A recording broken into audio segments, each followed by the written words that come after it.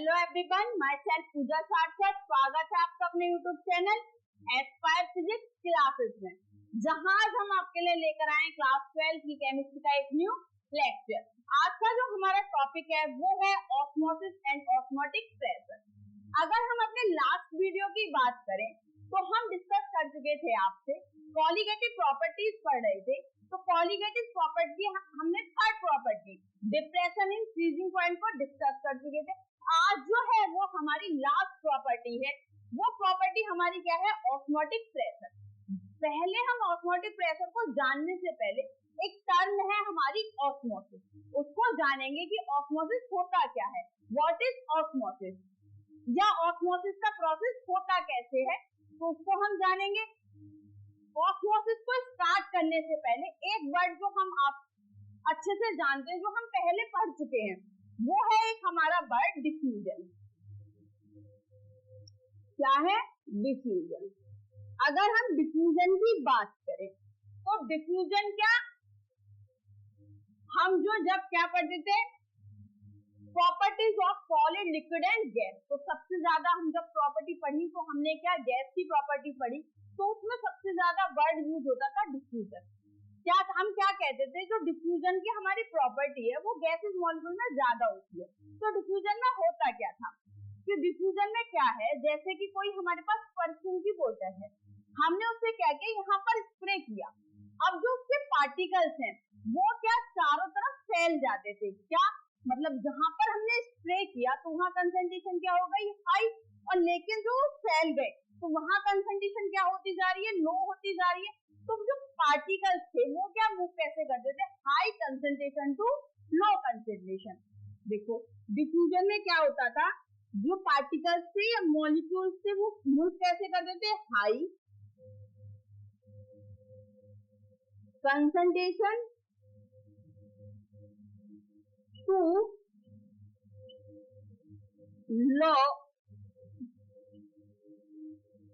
लो concentration. और उन particles को मूव करने के लिए किसी भी मीडियम और किसी भी चीज की क्या थी, हमारी नीड नहीं थी।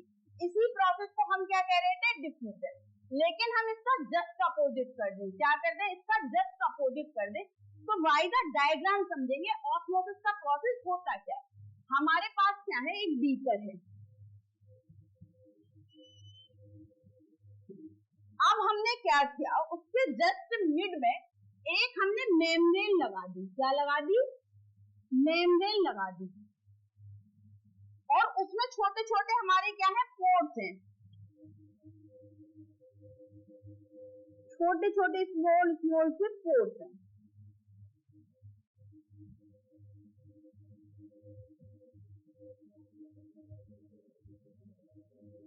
और इस मेम्ब्रेन को हम क्या बोलते हैं? Semi permeable membrane. क्या बोलते हैं? Semi permeable membrane. और ये जो हमारी बल्ब करती है, ये क्या करती है? पास ओनली सॉल्वेंट मॉलिक्यूल। इसका जो काम है, ये अपने में से केवल जो सॉल्वेंट के मॉलिक्यूल्स होते हैं उनको क्या पास करने देती है, ना कि सॉल्यूट के मॉलिक्यूल को अपने में से पास करने देती है। अब सेमी परमेबल की एक साइड हमारे पास क्या है? एक साइड तो हमारे पास क्या है? सॉल्वेंट, जिसमें कोई भी हमारा सॉल्यूट वगैरह कुछ नहीं है, ओनली क्या है? सॉल्वेंट। जो दूसरी साइड है उसमें हमारे पास क्या है? सॉल्यूशन। जब हमारा सॉल्यूशन है तो सॉल्यूशन में हमारा क्या होगा? सॉल्वेंट भी होगा और क्या होगा? सॉल्यूट भी होगा। अगर हम कंपैरिजन करें सॉल्वेंट सॉल्वेंट का, तो यहाँ सॉल्वेंट हमारा कैसा होगा? हाई। अगर यहाँ कंपैरिजन करें सॉल्वेंट भी है सॉल्यूट भी है, तो सॉल्वेंट का अमाउंट कैसा होगा? कम। अगर हम कंसंट्रेशन की बात करें यहाँ कंसंट्रेशन हमारी कैसी होगी, लो। अगर यहाँ कंसंट्रेशन की बात करें सॉल्यूशन में, तो कंसंट्रेशन हमारी कैसी हो जाएगी, हाई। अब ऑस्मोसिस होगा कैसे, अब क्या होता है, जब हम सेमी परमेबल मेम्ब्रेन को लगा देते हैं तो सॉल्वेंट के जो हमारे मॉलिक्यूल है, तो हमें पता है सेमी परमेबल मेम्ब्रेन क्या करती है, केवल पास आउट होने देती है किसको, सॉल्वेंट मॉलिक्यूल को। तो ये क्या होगा, जो हमारे इधर जहां हमारी हाई कंसंट्रेशन थी, जहां हमारी लो कंसंट्रेशन थी, लेकिन सॉल्वेंट क्या था, हाई, सेमी परमेबल की तरफ से क्या मूव करना स्टार्ट कर देते हैं, किसकी तरफ, सॉल्यूशन की तरफ, किसकी तरफ, सॉल्यूशन की तरफ। इसी फिनोमिना को हम क्या कह देते हैं, ऑस्मोसिस कह देते हैं। देखो अब डेफिनेशन पे आते हैं, डेफिनेशन क्या कह रही है, the phenomena of flow of solvent through a semi permeable membrane, मतलब किसकी तरफ से, सॉल्वेंट की तरफ से, किसके थ्रू, सेमी परमेबल मेम्ब्रेन के थ्रू, from pure solvent to solution, मतलब प्योर सॉल्वेंट में से सॉल्वेंट के पार्टिकल्स मूव करना स्टार्ट कर देते हैं सॉल्यूशन के तरफ, और किसके थ्रू, सेमी परमेबल मेम्ब्रेन के थ्रू। इसी प्रोसेस को हम क्या कह देते हैं, ऑस्मोसिस कह देते हैं। और नेक्स्ट देखो, इट इज अ यूनिडायरेक्शनल, मतलब ये एक ही तरफ जाता है। देखो अब ऐसा तो हो नहीं रहा कि सॉल्यूशन के पार्टिकल्स भी इधर आ रहे हैं, तो केवल क्या सॉल्वेंट के पार्टिकल किधर जा रहे हैं, सॉल्यूशन की तरफ। तो ये कैसा होता है, it is unidirectional and can be stopped, और इसको रोका भी जा सकता है, मतलब इसको ऑस्मोसिस के प्रोसेस को हम क्या रोक भी सकते हैं। अब आगे देखेंगे कि रोक कैसे सकते हैं, ये था हमारा ऑस्मोसिस। नेक्स्ट है हमारा difference between osmosis and diffusion, कि हमारा जो क्या डिफ्यूजन और ऑस्मोसिस में क्या डिफरेंस होता है। तो एक साइड हमने लिख लिया ऑस्मोसिस, दूसरी साइड हमने लिख लिया डिफ्यूजन। अगर हम ऑस्मोसिस की प्रोसेस की बात करें तो सबसे पहले फर्स्ट नीड क्या है, हमें ऑस्मोसिस के प्रोसेस को कराने के लिए हमें किसकी नीड होती है, सेमी परमेबल मेम्ब्रेन की। अगर हम डिफ्यूजन की बात करें तो डिफ्यूजन में हमें किसी भी मेम्ब्रेन की नीड नहीं होती है डिफ्यूजन के प्रोसेस को कराने के लिए। तो देखो फर्स्ट हमारा डिफरेंस यही है, the process of osmosis takes place through a semi permeable membrane, कि ऑस्मोसिस का जब भी प्रोसेस होगा तो हमें किसकी नीड होगी, सेमी परमेबल मेम्ब्रेन की। अगर हम डिफ्यूजन की बात करें तो डिफ्यूजन के प्रोसेस में क्या है, no semi permeable membrane is needed for the diffusion process, कि डिफ्यूजन के प्रोसेस के लिए हमें क्या सेमी परमेबल मेम्ब्रेन की कोई भी नीड नहीं है। सेकंड, अगर डिफरेंस की बात करें तो ऑस्मोसिस के प्रोसेस में केवल हमारे क्या सॉल्वेंट के पार्टिकल मूवमेंट करते हैं, किसके, सॉल्वेंट के पार्टिकल मूवमेंट करते हैं। अगर हम डिफ्यूजन की बात करें तो डिफ्यूजन में हमारे क्या सॉल्वेंट और सॉल्यूट दोनों के पार्टिकल क्या करते हैं, मूवमेंट करते हैं। तो देखो यही लिख रहा है, the osmosis involve the movement of the solvent molecules only, किसके, सॉल्वेंट के molecules only. In diffusion both solute and solvent molecules can move, मतलब सॉल्यूट के भी और सॉल्वेंट के भी और सॉल्यूट के पार्टिकल भी क्या मूवमेंट कर सकते हैं। अगर हम थर्ड पॉइंट की बात करें, ऑस्मोसिस में हमारा क्या होता है कि जो हमारे सॉल्वेंट के पार्टिकल हैं, किसके, सॉल्वेंट के पार्टिकल्स हैं, तो वो हमारे मूवमेंट करते हैं लोअर, सॉल्वेंट के मॉलिक्यूल मूव करते हैं कहां से, lower concentration to higher concentration, कहां से, lower concentration to higher concentration की तरफ। अगर हम डिफ्यूजन की बात करें तो डिफ्यूजन में हमारे मॉलिक्यूल्स मूव करते हैं कहां से, higher concentration to low concentration की तरफ। कहां से मूव करते हैं, higher concentration to lower concentration. Next जो हमारा डिफरेंस है, ऑस्मोसिस को क्या हम रोक भी सकते हैं और रिवर्स भी कर सकते हैं। अगर डिफ्यूजन की बात करें तो डिफ्यूजन को ना तो हम रोक सकते हैं और ना ही रिवर्स कर सकते हैं। इट कैन बी स्टॉपेड और reverse, it can not be stopped और रिवर्स, मतलब हम डिफ्यूजन के प्रोसेस को ना तो रोक सकते हैं ना ही उसको रिवर्स कर सकते हैं। ये था हमारा डिफरेंस किसमें, ऑस्मोसिस और डिफ्यूजन में। नेक्स्ट है हमारा टॉपिक ऑस्मोटिक प्रेशर। पहले हम ऑस्मोटिक को एग्जांपल के थ्रू समझेंगे, बाद में हम क्या आएंगे इसकी डेफिनेशन पर आएंगे क्या कहती है। अब क्या हो रहा है, एक हमारा ऑस्मोसिस का प्रोसेस हो रहा है। तो ऑस्मोसिस में क्या, एक हमारा क्या है बीकर है और उसमें क्या लग रहा है हमारा सेमी परमेबल मेम्ब्रेन होगी और उस सेमी परमेबल मेम्ब्रेन में क्या हो रहे हैं, स्मॉल स्मॉल पोर्स हो रहे होंगे, मतलब छोटे छोटे छिद्र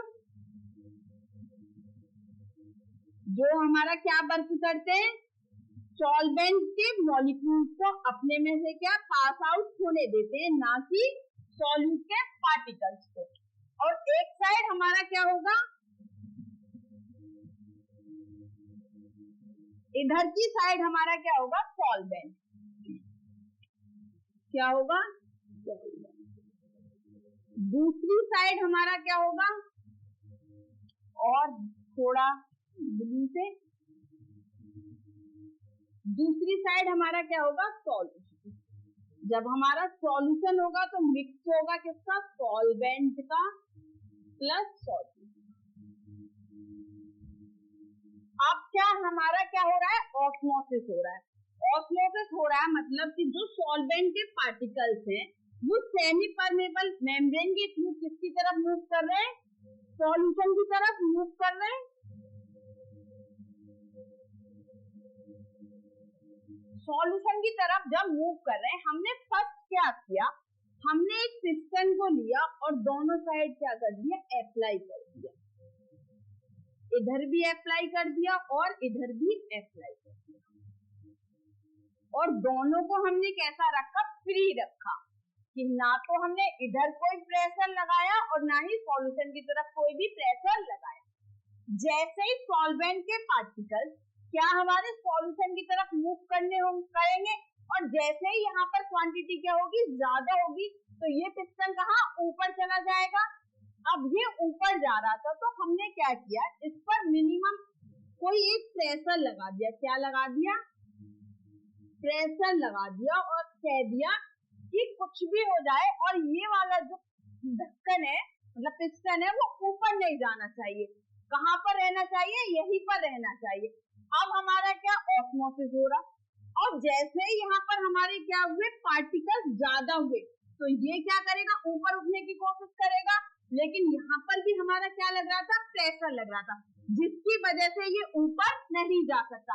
अब क्या होगा, जो सॉल्यूशन है, जो सॉल्वेंट के पार्टिकल कहाँ आ रहे हैं, सॉल्यूशन की तरफ। अब सॉल्यूशन क्या कह देगा कि अब जो सॉल्वेंट के पार्टिकल मेरी तरफ मत आओ, कि मेरी तरफ स्पेस नहीं है। तो अब सॉल्वेंट के पार्टिकल क्या करेंगे, मूव करना बंद कर देंगे, मतलब मूव करना बंद कर देंगे, सॉल्वेंट के मॉलिक्यूल्स क्या हो जाएंगे, स्टॉप हो जाएंगे, और ऑस्मोसिस का प्रोसेस हमारा क्या हो जाएगा, स्टॉप हो जाएगा। क्या हो जाएगा, osmosis process is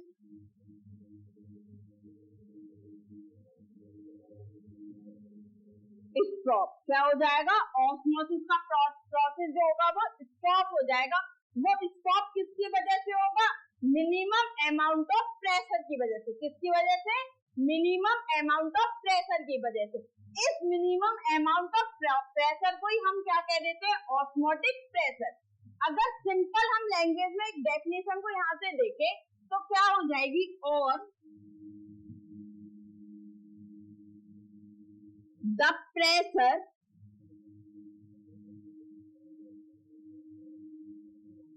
which prevents osmosis is called osmosis। कोई ऐसा प्रेशर जो क्या करे, ऑस्मोसिस को प्रोसेस को क्या कर दे, स्टॉप कर दे, उस प्रेशर को हम क्या कह देते हैं, ऑस्मोटिक प्रेशर कह देते हैं। अगर हम डेफिनेशन की बात करें, ये भी लिख सकते हैं। अगर हम जो दूसरी डेफिनेशन देखें तो क्या होगी हमारी, द मिनिमम एक्सेस प्रेशर, मतलब जो हम मिनिमम प्रेशर को क्या सॉल्यूशन की साइड, और एक चीज और याद रखनी है, जो प्रेशर हम क्या करेंगे लगाएंगे वो हमेशा किसकी तरफ लगाएंगे, सॉल्यूशन की तरफ, ना कि सॉल्वेंट की तरफ। हमें किसको रोकना है, सॉल्वेंट के पार्टिकल्स को रोकना है सॉल्यूशन की तरफ मूव करने के लिए। तो excess which must be applied to a solution, किसकी साइड, सॉल्यूशन की side, to prevent the passage of solvent into it, मतलब जो सॉल्वेंट के पार्टिकल सॉल्यूशन की तरफ मूव कर रहे हैं उसको क्या कर दे, स्टॉप कर दे, रोक दे, through a semi permeable membrane, जो किसके थ्रू, सेमी परमेबल मेम्ब्रेन के थ्रू पास आउट हो रहे हैं, इसी को हम pressure is called osmotic pressure, इसी प्रेशर को हम क्या कह देते हैं, osmotic pressure. This minimum pressure is called osmotic pressure. अगर हम इसके डिनोट की बात करें, इधर साइड में देख लेते हैं, इट इज डिनोटेड बाई, उसको हम किससे डिनोट करते हैं, पाई से। ऑस्मोटिक प्रेशर को हम किससे डिनोट करते हैं, पाई से।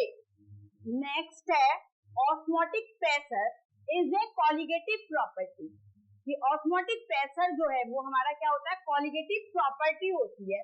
तो हमारे एक साइंटिस्ट थे वॉन फॉक, ऑब्जर्व दैट, उन्होंने एक इक्वेशन दी पाई बराबर CR, where C is molarity, R gas constant,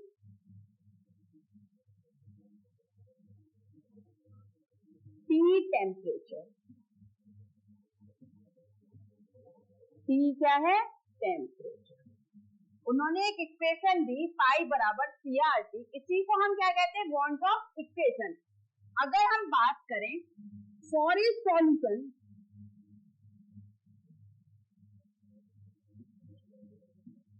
both R and T are constant, T और R को अगर हम कांस्टेंट कर दें तो पाई डायरेक्टली प्रोपोर्शनल हो जाएगा C के, मतलब पाई जो हमारा ऑस्मोटिक प्रेशर है वो किस पे डिपेंड हो जाएगा, मोलरिटी पर। अब अगर हम मोलरिटी की बात करें, इधर साइड में देखो, मोलरिटी बराबर number of moles of solute over volume of solution, किसमें, लीटर में। यहां वैल्यू पुट कर दे, पाई बराबर number of moles of solute over volume of solution. अब जो हमारा ऑस्मोटिक प्रेशर है वो किस पे डिपेंड हो रहा है, number of moles of solute पर। अगर हम कॉलिगेटिव प्रॉपर्टी की बात करें तो कॉलिगेटिव प्रॉपर्टी क्या थी, जो हमारी डिपेंड करती थी number of moles of solute पर, ना कि नेचर ऑफ सॉल्यूट पर। तो अब हमारा ऑस्मोटिक प्रेशर किस पे डिपेंड हो गया, number of moles of solute पर। तो दिस इज बिकॉज, इसकी वजह से ये क्या है, osmotic pressure is a colligative property. Next हमारा टॉपिक है determination of molar mass of solute from osmotic pressure. Osmotic pressure से हम क्या मोलर मास ऑफ सॉल्यूट को कैसे डिटरमाइन करेंगे। अभी हमने इससे पहले क्या पढ़ी, बॉन्ड ऑफ इक्वेशन पढ़ी, वो क्या थी हमारी, पाई बराबर CRT, और वहां पर हमारा पाई क्या था, ऑस्मोटिक प्रेशर, C क्या था, concentration in terms of molarity, और R क्या था हमारा, गैस कांस्टेंट, और T क्या था हमारा, टेम्परेचर। अगर यहीं पर हम C की बात करें तो C हमारी क्या थी, मोलरिटी, अगर मोलरिटी के, अभी हमने इससे पहले पढ़ी क्या होती है, number of moles of solute over volume of solution, वो भी कैसा, लीटर में। वॉल्यूम ऑफ सॉल्यूशन को हम कैसे यूज करेंगे, लीटर में। अगर हमें नंबर ऑफ मोल्स निकालने होते तो क्या हो जाता है, given mass upon molecular mass. तो number of moles of solute है तो क्या हो जाएगा, mass of solute over molar mass of solute into, ये वाला नीचे ही रहेगा, वॉल्यूम ऑफ सॉल्यूशन, वो भी कैसा, लीटर में। अगर मास ऑफ सॉल्यूट को बात करें, हमने एक चीज एक्सप्लेन की थी कि हमेशा ए को हम क्या मानेंगे, सॉल्वेंट, और बी को हम क्या मानेंगे, सॉल्यूट। अब हमारे पास क्या है, ए मतलब सॉल्वेंट, बी मतलब सॉल्यूट। मास ऑफ सॉल्यूट को हमें लिखना है तो हम क्या लिखेंगे, WB मतलब weight of solute over molar mass of solute मतलब MB into volume of solution, उसको हम किससे लिख दें, B से, इन लीटर। अब ये बराबर हमारा किसका आ गया, C का। ये वाली वैल्यू C की हम कहाँ पुट कर दें, यहाँ पर। तो पाई बराबर हमें क्या मिल जाएगा, WB into RT over MB into volume litre में। हमें क्या निकालना था, मोलर मास ऑफ सॉल्यूट। कहाँ पर है, MB की वैल्यू। MB को इधर लिया है और पाई कहाँ आ जाएगा, इधर। तो MB बराबर WB into RT over pi into B, वो भी कैसा, लीटर। तो ये आ गई हमारे पास इक्वेशन। क्या, जब हमें मोलर मास ऑफ सॉल्यूट लगाना और निकालना होगा तो क्या लगाएंगे, MB बराबर WB into RT, where WB क्या है, मास ऑफ सॉल्यूट, पाई क्या है, ऑस्मोटिक प्रेशर।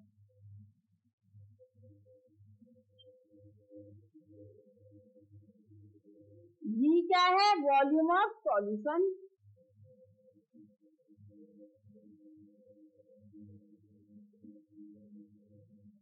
R क्या है, गैस कांस्टेंट।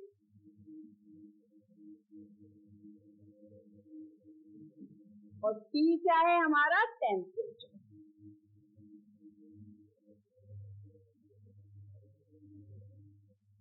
अब इनके हेल्प से हम क्या निकाल सकते हैं, मोलर मास ऑफ सॉल्यूट, जो हमारा क्या आ गया, WB into RT over pi into V, और वो भी कैसा, लीटर में।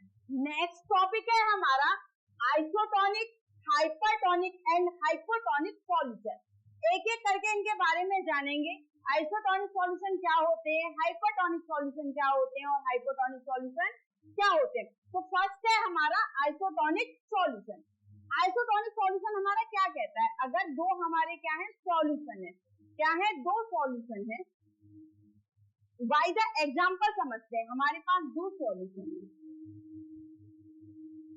और उसमें कोई ना कोई तो हमारा क्या होगा, जब सॉल्यूशन है तो उसकी कंसंट्रेशन क्या होगी, C1, और दूसरा इसको दे दो नाम A और इसको दे दो सॉल्यूशन B, और इसकी कंसंट्रेशन क्या होगी, हम मान के चल रहे हैं C। अब आइसोटोनिक सॉल्यूशन हमारा क्या कहता है कि इसका कुछ ऑस्मोटिक प्रेशर होगा पाई 1 मान लेते हैं और इसको मान लेते हैं हम पाई 2। तो हमारा जो आइसोटोनिक सॉल्यूशन क्या कहते हैं, अगर दो सॉल्यूशन है और उनका ऑस्मोटिक प्रेशर मतलब पाई 1 बराबर हो जाए पाई 2 के, तो ऐसे सॉल्यूशन को हम क्या कह देते हैं, आइसोटोनिक सॉल्यूशन। अगर पाई 1 बराबर पाई 2 करते हैं और टेम्परेचर को क्या कर दें हम, कांस्टेंट टेम्परेचर, टेम्परेचर को क्या कर दे, कांस्टेंट कर दे, तो उनका ऑस्मोटिक प्रेशर दोनों सॉल्यूशन का क्या होना चाहिए, बराबर। ऐसे सॉल्यूशन को हमने क्या नाम दे दिया, आइसोटोनिक सॉल्यूशन। अब हमने वॉन-कॉफ इक्वेशन पढ़ी थी, क्या होती थी, पाई बराबर C1CRT। जब हम 1 की बात कर रहे हैं तो पाई 1 C1 RT, मतलब हमारा T क्या है, कांस्टेंट, तो लगा दो वैल्यू C1RT बराबर C2RT। R और T कांस्टेंट है, कट जाएंगे, C1 बराबर C2।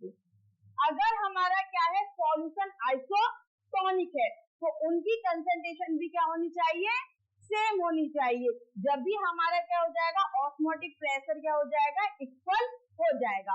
तो अब डेफिनेशन पे आते हैं, the solution having same osmotic pressure, क्या, same osmotic pressure at the same temperature, मतलब उनका टेम्परेचर भी कैसा होना चाहिए, सेम होना चाहिए या कांस्टेंट होना चाहिए, आर कॉल्ड आइसोटोनिक सॉल्यूशन। ऐसे सॉल्यूशन को हम क्या कहते हैं, आइसोटोनिक सॉल्यूशन। अगर हम एग्जांपल देखें, 0.9% वेट बाय वॉल्यूम, हम किसका, प्योर NaCl सॉल्यूशन को प्रिपेयर करें, और जो हमारे ह्यूमन ब्लड में आरबीसी होती है, उसके अंदर क्या होता है, कोई सॉल्यूशन होता है, तो वो सॉल्यूशन और प्योर जो हमारा 0.9% वेट बाय वॉल्यूम जो हमने NaCl का सॉल्यूशन तैयार किया है, वो दोनों एक साथ क्या है, आइसोटोनिक सॉल्यूशन होते हैं। नेक्स्ट है हमारा हाइपरटोनिक सॉल्यूशन। अब हमारा क्या था, जब हमने 2 बीकर लिए, यहाँ थोड़ा सा साइड में देख लो, 2 बीकर लिए थे, कंसंट्रेशन C1 रखा और क्या रखा, C2। हम क्या कह रहे थे, कांस्टेंट, मतलब सेम टेम्परेचर था दोनों का।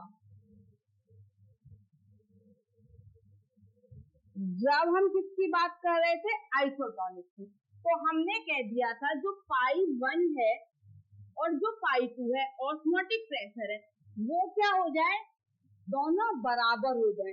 तो ऐसे सॉल्यूशन को हम क्या कह रहे थे, आइसोटोनिक सॉल्यूशन। अब दूसरा हमारे पास 2 और केस बचते।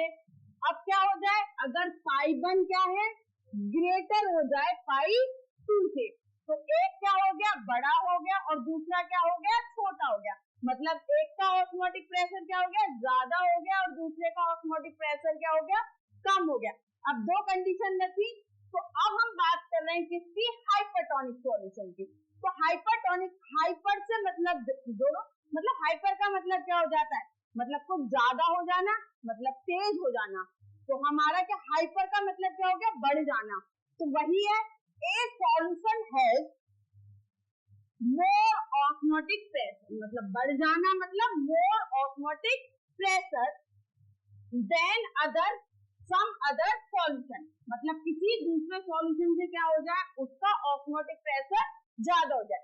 जैसे पाई 1 ग्रेटर देन हो जाए किससे, पाई 2 से, तो जो हमारा पाई 1 वाला जो सॉल्यूशन है, उसको हम क्या कहेंगे, हाइपरटोनिक सॉल्यूशन।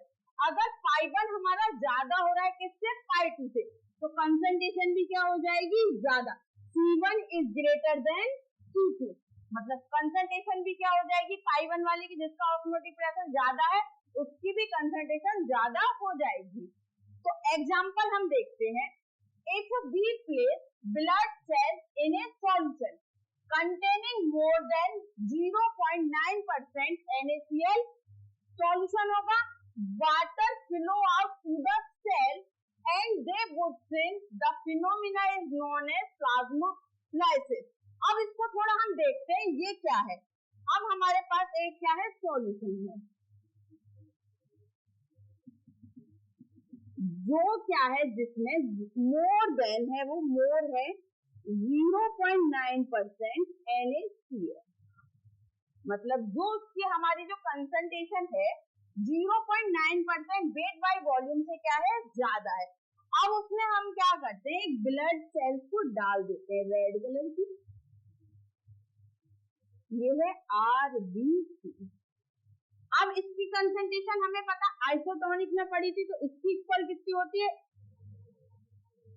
0.9% NaCl।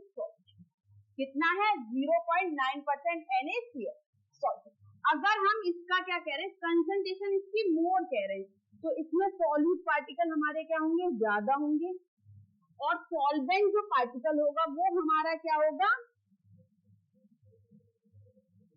कम होगा, लेकिन कंसंट्रेशन क्या है इसकी, ज्यादा। अगर आरबीसी की बात करें और इस सॉल्यूशन से कंपेयर करें, तो इसमें सॉल्यूट के पार्टिकल क्या होंगे, इसके कंपैरिजन में कम होंगे, लेकिन सॉल्वेंट के पार्टिकल क्या होंगे, ज्यादा होंगे। सॉल्यूट कम होगा और सॉल्वेंट क्या होगा, ज्यादा होगा। तो जो इस सॉल्यूशन में वाटर होगा, अगर हम किसकी ऑस्मोसिस की बात करें, तो सॉल्वेंट मतलब जहां सॉल्वेंट हमारे क्या ज्यादा होते हैं, मोर होते हैं, फ्लो करते हैं किसकी तरफ, लोअर की तरफ, जहां हमारा लोअर सॉल्वेंट होता है। तो इस जो हमारी सेल में इसमें वाटर होगा, वो कहाँ आ जाएगा, सॉल्यूशन की साइड आने लगेगा। जब इस सेल में से क्या होगा, वाटर निकल जाएगा, तो ये कुछ क्या हो जाएगी, सुकड़ जाएगी। क्या कैसे हो जाएगी, सुकड़ जाएगी, मतलब श्रिंक हो जाएगी। और इसी फिनोमिना को हम क्या कह देते हैं, प्लाज्मोलाइसिस। यही मतलब आरबीसी सेल का क्या हो जाना, श्रिंक हो जाना, क्या कहलाता है, प्लाज्मोलाइसिस।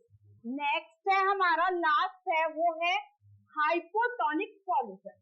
कि हाइपोटोनिक सॉल्यूशन हमारे क्या होते हैं। अब हमारे पास दो सॉल्यूशन थे, जिसकी कंसंट्रेशन क्या थी, C1 थी और C2, जिसका ऑस्मोटिक प्रेशर क्या था, ये C1 मानो, ये C2, ये A और ये B, π1 है, और इसका ऑस्मोटिक प्रेशर क्या है, π2 है।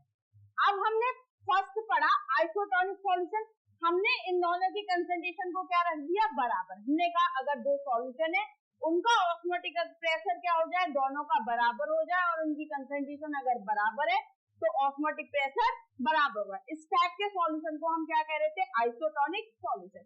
सेकंड हमने पढ़ा हाइपरटोनिक सॉल्यूशन। हमने कह दिया अगर जो π1 है वो क्या हो जाए, ग्रेटर देन हो जाए किससे, π2 से। जो हमारा A है कंटेनर, उसका ऑस्मोटिक प्रेशर ज्यादा हो जाए किससे, B कंटेनर के ऑस्मोटिक प्रेशर से। तो ऐसे सॉल्यूशन को हम क्या कह रहे थे, हाइपरटोनिक सॉल्यूशन। थर्ड जो कंडीशन अगर हमारे पास बची, तो हम क्या कह दें, कंटेनर A है जो जिसका ऑस्मोटिक प्रेशर क्या है, π1 है, वो क्या हो जाए, कम हो जाए किससे, कंटेनर B के ऑस्मोटिक प्रेशर π2 से। इस टाइप के सॉल्यूशन मतलब π1 को हम क्या कहेंगे, इस टाइप का जो A सॉल्यूशन है उसको हम क्या कहेंगे, हाइपोटोनिक सॉल्यूशन। डेफिनेशन देखो, A solution having less osmotic pressure, मतलब कैसा, कम osmotic pressure, then the other solution, मतलब दूसरे सॉल्यूशन से उसका ऑस्मोटिक प्रेशर क्या हो, कम हो। ऐसे सॉल्यूशनों को हम क्या कहते हैं, हाइपरटोनिक सॉल्यूशन। अगर हम इसका एग्जांपल देखें तो ये कहता है, if we placed blood cells in a solution containing less than 0.9% NaCl solution।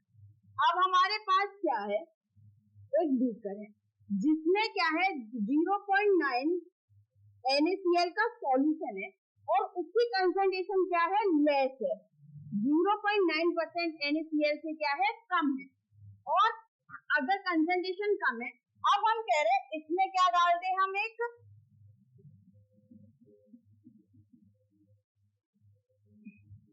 Blood cells को डाल दें। ये हमारी ब्लड सेल्स है आरबीसी को डाल दें। आरबीसी की कंसंट्रेशन कितनी है, 0.9% NaCl सॉल्यूशन के बराबर।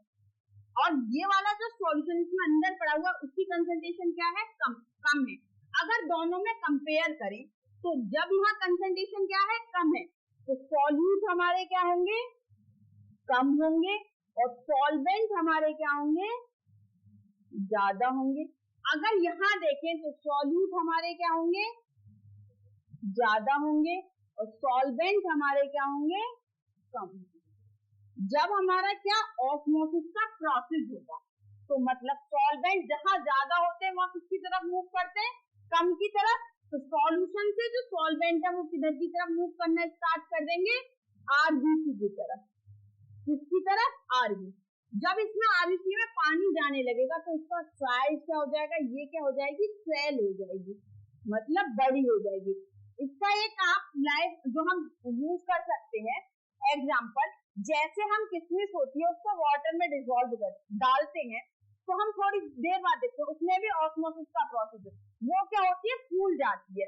तो जस्ट जैसे ही हमने क्या किया 0.9% NaCl जिसकी कंसेंट्रेशन क्या है उससे कम है, उसने आरबीसी को डाला तो वो क्या कर गई, स्वेल कर गई, और स्वेल कर गई, और इसी प्रोसेस को हम क्या कहते हैं, haemolysis.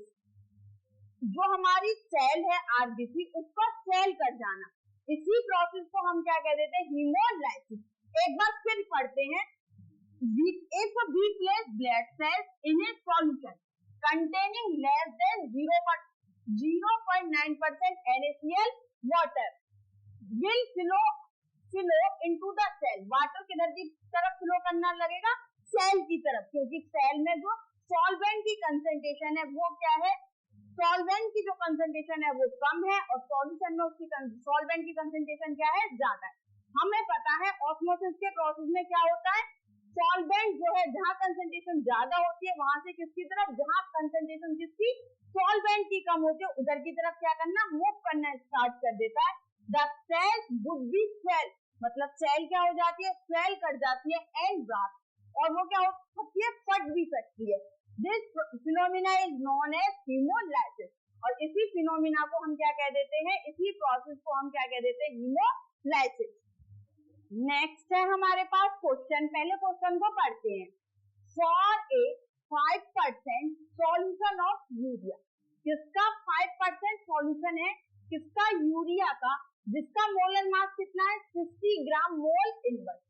Calculate the osmotic pressure, और हमसे क्या कैलकुलेट कराया, ऑस्मोटिक प्रेशर, और एट 300 केल्विन, और हमें आर की वैल्यू दे रखी है, आर बराबर 0.0821 litre ATM kelvin inverse mole inverse.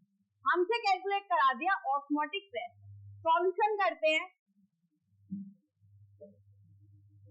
और जो चीज हमें गिवन दे रखी है वो लिखते हैं। सबसे पहले गिवन डेट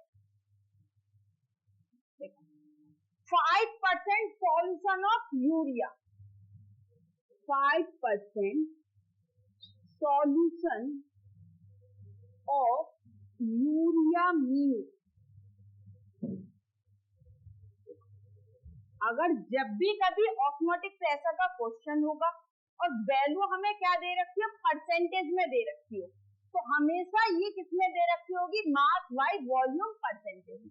किसमें, मास बाई वॉल्यूम परसेंटेज में। तो मास,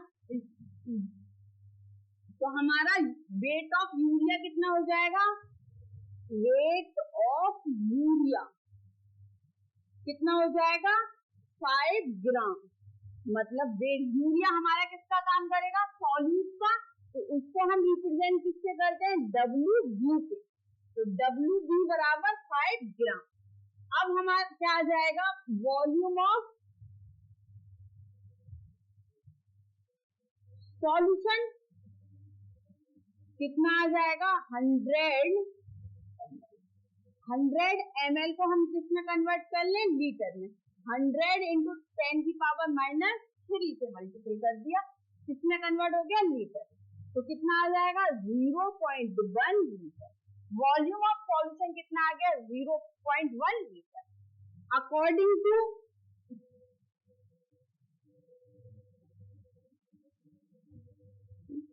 want Hoff equation,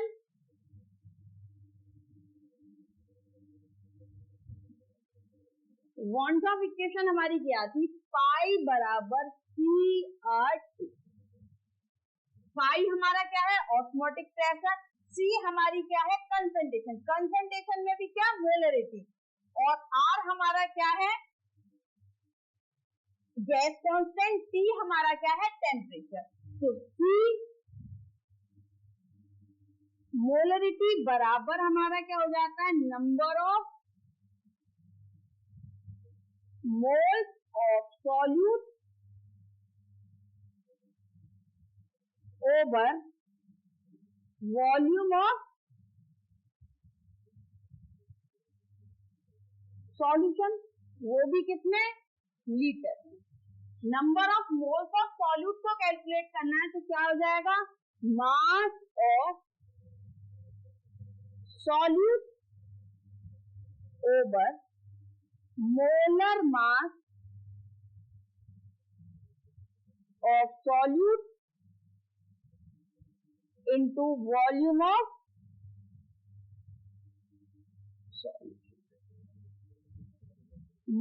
mass of solute को किससे, WB ओवर मोलर मास को MB, वॉल्यूम को V। C की जगह ये वाली वैल्यू पुट कर सकते हैं तो फाई बराबर WB into R into T over MB into V। WB की वैल्यू कितनी है 5 इंटू R की वैल्यू 0.082 821। T की वैल्यू कितनी है 300 केल्विन। MB की वैल्यू कितनी है 60 और वॉल्यूम कितना आया 0.1। कैलकुलेट करेंगे, मल्टीप्लीकेशन और डिवाइड करेंगे तो हमारा आ जाएगा 20.525। ये है हमारा आंसर। ऑस्मोटिक प्रेशर हमारा कितना आ गया 20.525 atm।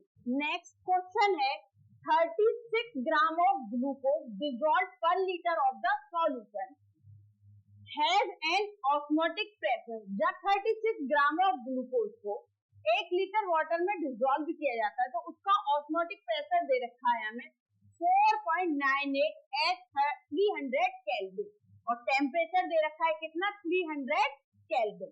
If the osmotic pressure of the solution is 1.52 bar eight the same temperature. एक दूसरा सॉल्यूशन है उसका टेम्परेचर क्या है सेम है और उसका जो ऑस्मोटिक प्रेशर है वो कितना है 1.52 bar. What would be its concentration. और जो सॉल्यूशन है जिसका ऑस्मोटिक प्रेशर हमें क्या दे रखा है 1.52 बार और उसका हमसे क्या कंसंट्रेशन को कैलकुलेट कराया है। तो सॉल्यूशन देखते हैं सबसे पहले। अब क्या जो हमें इसमें इतना तो पता पड़ गया, इसमें दो सॉल्यूशन है तो एक को हम दे देते हैं 5.1 जिसका ऑस्मोटिक प्रेशर है वो कितना है 4.98 बार। दूसरे को हम क्या दे देते हैं 5.2 जिसका हमारा ऑस्मोटिक प्रेशर है 1.52 बार। जब 5.1 वाले की कंसंट्रेशन क्या होगी C1, C2 की कंसंट्रेशन हमसे क्या कैलकुलेट करा। जब C2 की कंसंट्रेशन हमसे कैलकुलेट कराइए तो C1 बराबर हमारा क्या हो जाएगा number of moles of glucose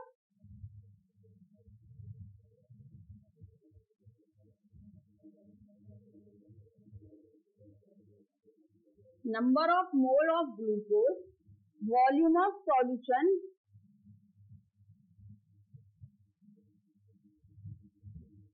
कितने लीटर में। Number of moles of glucose को हम क्या लिख सकते हैं given mass upon molecular mass. तो गिवन मास कितना है 36। अगर ग्लूकोज के मोलर मास की बात करें तो फॉर्मूला क्या होता है C6H12O6 6 into 12 plus 12 into 1 plus 6 into 6। 12 का मल्टीपल करेंगे तो कितना हो जाएगा 72 plus 2 plus 96। ऐड करेंगे 10 180। मोलर मास कितना आ गया 180 divided by 180। Volume of solution कितना है 1 तो कंसंट्रेशन हमारी कितनी आ जाएगी कितना आ गया 1/5 0.2 मोलर।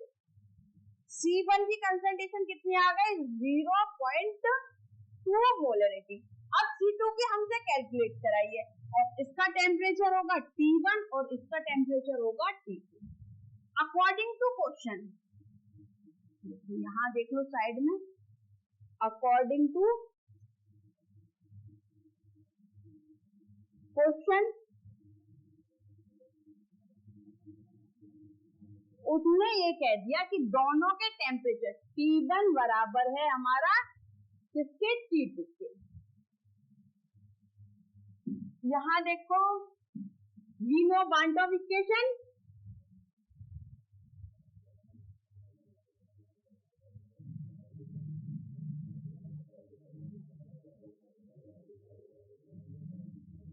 phi1 बराबर क्या होगा, C1 T1।